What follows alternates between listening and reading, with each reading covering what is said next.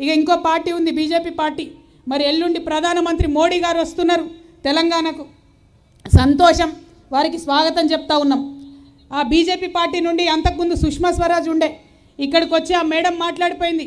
ఏమని మాట్లాడిపోయింది?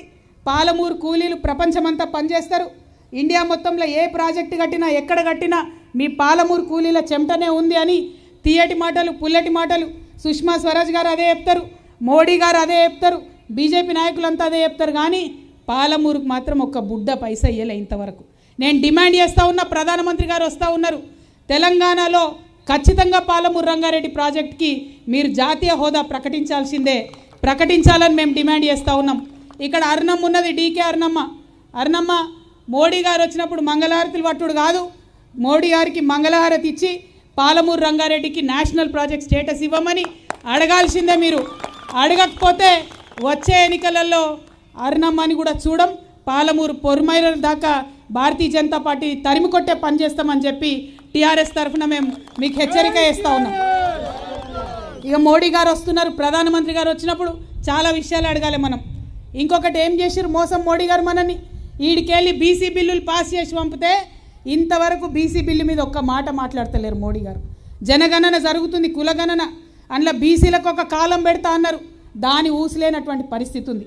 మేము ఈ వేదిక ద్వారా డిమాండ్ చేస్తూ ఉన్నాం ప్రధానమంత్రి గారిని, ఖచ్చితంగా పాలమూరు రంగారెడ్డికి జాతీయ హోదా ఇవ్వడంతో పాటు జనగణనలో కులగణన జరగాల్సిందే, ఓబీసీ కాలం పెట్టాల్సిందే అని ఒక డిమాండ్ చేస్తూ ఉన్నాం. తెలంగాణ నుంచి పాస్ చేసి పంపిన బీసీ బిల్లుల్ని తొందరగా పాస్ చేసి వెనక్కి పంపాలని కూడా డిమాండ్ చేస్తూ ఉన్నాం. తెలంగాణ రక్షణ సేన తరఫున మేము మాట ఇస్తూ ఉన్నాం, బీసీలకు 50% రిజర్వేషన్ వచ్చేంత వరకు కేంద్ర ప్రభుత్వంతో యుద్ధం చేస్తాం, మడమ తిప్పకుండా యుద్ధం చేస్తాం. అది రాజకీయాలలో కావచ్చు, విద్యలో కావచ్చు, ఉద్యోగాలలో కావచ్చు, బీసీ బిడ్డలకు అవకాశాలు వచ్చేంత వరకు కూడా తెలంగాణ రక్షణ సేన, మీ టీఆర్ఎస్ పార్టీ, మీ ఆడబిడ్డగా నేను ముందు వరుసలో ఉండి ఉద్యమం చేస్తామని కూడా మీకు ఈ సందర్భంగా తెలియజేస్తూ ఉన్నా. అక్క, ఇంత దూరం హైదరాబాద్ నుండి వచ్చినాం, అనేక ప్రాంతాల నుంచి 20 నియోజకవర్గాల నుంచి దాదాపుగా రంగారెడ్డి వాళ్ళు, మహబూబ్నగర్ వాళ్ళు, కొల్లాపూర్ వాళ్ళు, వన్పర్తోళ్ళు, జడ్చర్లోళ్ళు అందరు కూడా ఇక్కడికి వచ్చారు. ఎందుకోసం వచ్చినాం? ఇంతకుముందు అనుకున్నట్టు తెచ్చుకున్న తెలంగాణలో అనేక కళలతో తెచ్చుకున్నాం, ఉట్టిగా తెచ్చుకోలే. ఆనాడు ఒక మాట అనుకుంటుంటే మనం, నవ్వెటోని ముంగట జారిపడొద్దు అని. మరి అలా కృష్ణా నీళ్లు మనం మలుపుకోకపోతే ఇవాళ పొద్దున పేపర్ చదివితే ఇక్కడ ఉన్నటువంటి బుద్ధిజీవులు, విద్యార్థులు, ఉద్యోగాలు చదివి ఉంటారు, పేపర్లు మా ఆడబిడ్డలు చదివి ఉంటారు.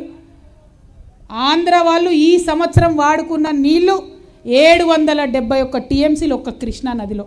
ఇదే సంవత్సరం తెలంగాణలో మనం వాడుకున్న నీళ్లు 221 టీఎంసీలు. పారేదేమో మన దగ్గర కృష్ణా నది, పోయేదేమో నీళ్ళు ఆంధ్రులే. ఇవాళ ఆంధ్రుల మీద లొల్లి పెడితే మనకేం రాదు, వాళ్ళతో పంచాయతీ చేస్తే ఏం రాదు. వాళ్ళు తెలివిగా వాళ్ళ దిక్కు వ్యవస్థలు కట్టుకున్నారు, వాళ్ళు తెలివిగా డబ్బులు అవినీతి పేరుతో తినకుండా వాళ్ళు డ్యాములు కట్టుకున్నారు, చెక్ డ్యాములు కట్టుకున్నారు, అన్నీ వేసుకున్నారు. ఇవాళ మనం కూడా అదే పని చేయాలి. బీఆర్ఎస్ పార్టీ 10 సంవత్సరాలు మీరు ఇచ్చినటువంటి అవకాశాన్ని పోగొట్టుకున్నారు. కాంగ్రెస్ పార్టీ కనీసం బుద్ధి తెచ్చుకోవాలి. మీ కాలంలో 2.5 సంవత్సరాలు అయిపోయింది, ఇప్పటికన్నా పాలమూరు రంగారెడ్డి మీద దయచేసి శ్రద్ధ పెట్టండి. ఇవాళ ముఖ్యమంత్రి గారు వచ్చిన కొడంగల్కి వచ్చిపోయారు. ఏమంటారు ఆయన? కొడంగల్లో నేను కొడంగల్ నారాయణపేట మక్తల్ స్కీమ్ని 30 నెలల్లో పూర్తి చేస్తా అన్నారు. ఈ ముఖ్యమంత్రిని నమ్మేది ఎట్లా? ఇదే మాట పాలమూరు రంగారెడ్డి కూడా చెప్పి చాలా నెలలు దాటిపోయింది. ఇక్కడికి వచ్చి కూడా అదే చెప్పారు, 30 నెలల్లో పూర్తి చేస్తా అని చెప్పారు. అయ్యా ముఖ్యమంత్రి గారు, మీరు ఒక్క నియోజకవర్గానికి కాదు ముఖ్యమంత్రి, రాష్ట్రానికంతా మీరే ముఖ్యమంత్రి.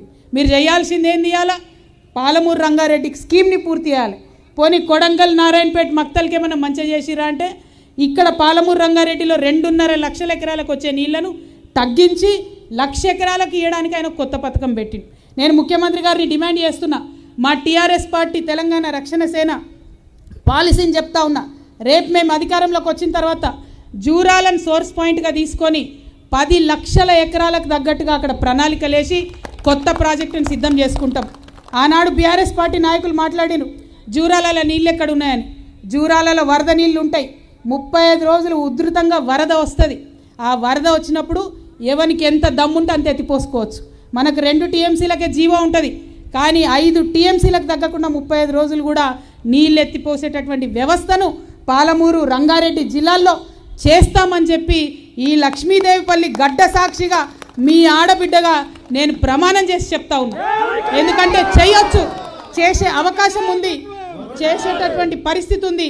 కానీ పాలకులకు చేసే మనసు లేదు, పెట్టినటువంటి డబ్బుల్ని సరిగ్గా వాడుకునేటటువంటి మనసు లేదు. అందుకే నేను చెప్తా ఉన్నా, మా విధానాన్ని చెప్తా ఉన్నా. ఇంకొక మాట కూడా చెప్పాలి. ఇప్పుడు దాకా జరిగింది ఏంది, అందులోకెళ్ళి కొన్ని లిఫ్ట్లు పెట్టి చెరువులు నింపాలి, ఇడిచిపెట్టాలి. కానీ రేపు అట్లా జరగబోదు. నిండినటువంటి చెరువులు కాలువలను మెయింటైన్ చేయడానికి ప్రతి 3000 ఎకరాలకు ఒక కొత్త లష్కర్ను మేము నియమిస్తాం.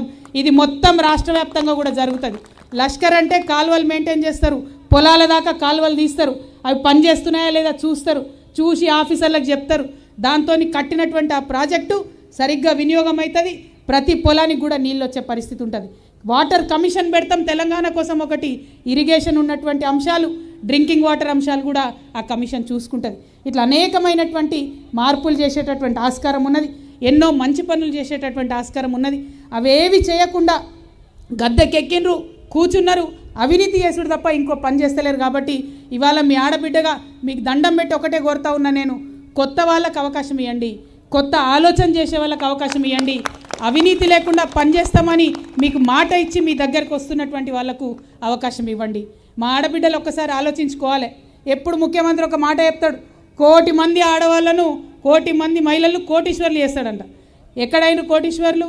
మనకు ఏంది పెళ్లి చేసుకున్నప్పుడు ఇస్తామన్న తులం బంగారానికే గతి లేదు, కానీ కోటీశ్వర్లు చేస్తామని చెప్తున్నారు. నేను అట్లా మీతో అబద్ధం చెప్పా, చేసేదే చెప్తా, చెప్పింది ఖచ్చితంగా చేస్తా. మహిళల కోసం ప్రత్యేకించి అనేక పథకాలను మనం పెట్టుకుంటాం. ఆడబిడ్డలు ఒక 10 రూపాయలు తమ కుటుంబ సంపాదనతో పాటు ఎక్కువ సంపాదించుకోవడానికి ఒక ఆడబిడ్డగా నా మనసు మొదలు మీ దిక్కే చూస్తుంది.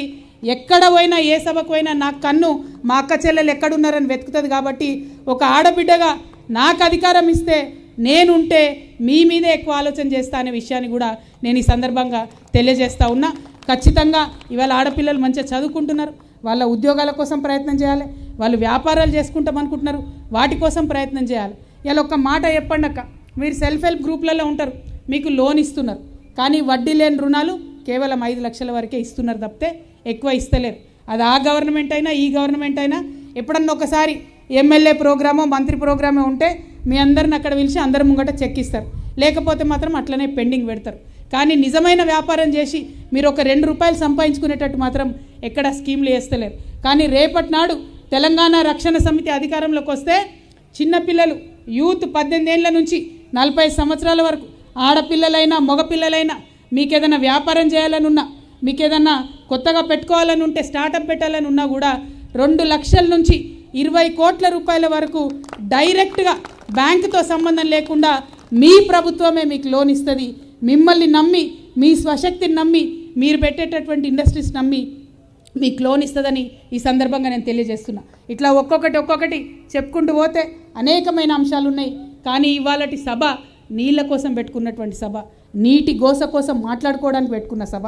రేపటి నుంచి నాకు తెలుసు మొత్తం గులాబీ గ్యాంగ్ అంతా మన మీద పడి విమర్శలు చేస్తారు. కానీ నేను ఒక్క మాట చెప్తా ఉన్నా, ఆదిలాబాద్ తీసుకోండి, ఒక్కటి కూడా కొత్త ప్రాజెక్టు కట్టలే. తుమ్మిడిహెట్టి కట్టి 2 లక్షలు నీళ్ళు ఇస్తామన్నారు, ఎకరాలకు నీళ్ళు ఇస్తామన్నారు, ఇయ్యలే. అది పోయింది వారదా కడతామన్నారు, అది ఇయ్యలే. నిజామాబాద్ చూసుకోండి, మా జిల్లానే ఒక్కటంటే 1 ఎకరం కూడా కాళేశ్వరం నుంచి నిజామాబాద్కు నీళ్లు రాలే. కరీంనగర్ చూసుకోండి, పాతయే అదే Yellampalli SRSP mid Maner lower Maner dam నుంచి వచ్చే నీళ్లను ఆయకట్టును స్థిరీకరణ చేసిరు తప్పితే ఒక్క కొత్త ప్రాజెక్టు కట్టలేదు, 1 ఎకరానికి కొత్త ఆయకట్టు ఇవ్వలేదు. ఒక్క మెదక్లో మాత్రం మల్లన్న సాగర్ కావచ్చు, కొండపోచమ్మ సాగర్ కావచ్చు, రంగనాయక సాగర్ కావచ్చు, అది కట్టి 1 లక్ష ఎకరాలకు నీళ్ళు ఇచ్చిండ్రు. మిగతా వరంగల్ చూసుకోండి, ఇంత ఉద్యమాలు చేసి ఇంత పోరాటాలు చేసిన వరంగల్లో 25 ఏండ్లైతే దేవాదుల పూర్తి కాదు, 25 ఏండ్లైతే ఏ ఒక్క కొత్త ప్రాజెక్టు రాదు. ఈ తెలంగాణ వచ్చిన 12 సంవత్సరాల్లో వరంగల్ కోసం ఒక్కటంటే 1 కొత్త ప్రాజెక్టు కూడా కట్టినటువంటి పాపాన ఓలే. మీదికెళ్ళి ఎంత ఘోరం అంటే, కాకతీయ కెనాల్లో నీళ్లు వారతలేవు చివరి వరకు అని చెప్పి తాడిపత్రిలు పెట్టి నీళ్ళు ఇచ్చిరు తప్పితే కనీసం కాలువలు లైనింగ్ చేసుకుందామనే ఆలోచన కూడా చేయలేదు. నల్గొండ జిల్లా గురించి ఆలోచన చేస్తే ఘోరమైన పరిస్థితి, కనీసం ఒక రిజర్వాయర్ కొత్తది కూడా తవ్వనటువంటి పరిస్థితి ఉన్నది. దానికి తోడు ఏం చేసిరు, నల్గొండకు నీళ్ళు ఇవ్వాలంటే పాలమూరు రంగారెడ్డి నుండే నీళ్ళు ఇవ్వాలని చెప్పి డిండికి కూడా ఇక్కడ నుంచే నీళ్ళు ఇస్తామని చెప్పిరు. డిండి లిఫ్ట్ పనిచేయాల్సిందే, నల్గొండకు నీళ్లు రావాల్సిందే. కానీ అనేకమైనటువంటి సోర్సెస్ ఉన్నాయి. గంధమల్ల సాగర్ ఉన్నది, సంగారెడ్డి కెనాల్ అని ఇంకోటి ఉన్నది, ఎలిమినేటి మాధవరెడ్డి కెనాల్ ఉన్నది, ఎస్ఎల్బీసీ నుండి సోర్స్ ఉన్నది. అవన్నీ పక్కకు పెట్టి పాలమూరు రంగారెడ్డికేలే నల్గొండకు నీళ్ళు ఇస్తామని పాలమూరుకు నల్గొండకు పంచాయతీ పెట్టుడు తప్పితే ఒక్కటి కూడా పనికొచ్చే పని జరగలేదు. ఇది చాలా దారుణమైన విషయం. తెలంగాణ యావత్తు కూడా నీళ్ల విషయంలో అన్యాయం జరిగింది. ఆ అన్యాయాన్ని సవరించడానికే, మన తెలంగాణ ప్రజల నీటి హక్కులను పరిరక్షించడానికే ఇవాళ తెలంగాణ రక్షణ సేన పుట్టుకొచ్చిందని చెప్పి తెలియజేస్తూ, తెలంగాణ రక్షణ సేన ఆధ్వర్యంలో మరొక నీటి ఉద్యమం ప్రారంభం కాబోతా ఉంది. దానికి మన పాలమూరే వేదిక అవ్వడం, దానికి మన లక్ష్మీదేవిపల్లె వేదిక అవ్వడం చాలా గర్వంగా నేను ఫీల్ అవుతూ, మరి మీ అందరినీ కూడా ఒకటే కోరుతా ఉన్నా, తెలంగాణ ఉద్యమంలో ఎట్లయితే మనం కొట్లాడినామో, తెలంగాణ ఉద్యమంలో ఎట్లయితే పిడికిలెత్తి మనం ఆరాటపడి నీళ్ళు తెచ్చుకోవాలనుకున్నామో, ఇవాళ మళ్ళా అదే పరిస్థితి చేసుకోవాలి. కాబట్టి మరొక ఉద్యమానికి సిద్ధం కావాల్సిందిగా పాలమూరు ప్రజలందరినీ వేడుకుంటూ నేను మీ అందరి దగ్గర కూడా సెలవు తీసుకుంటా ఉన్నాను. Thank you. జై తెలంగాణ. ఇలాంటి మరిన్ని వీడియోల కోసం మా యూట్యూబ్ ఛానల్ను లైక్ చేసి సబ్స్క్రైబ్ చేసుకోండి.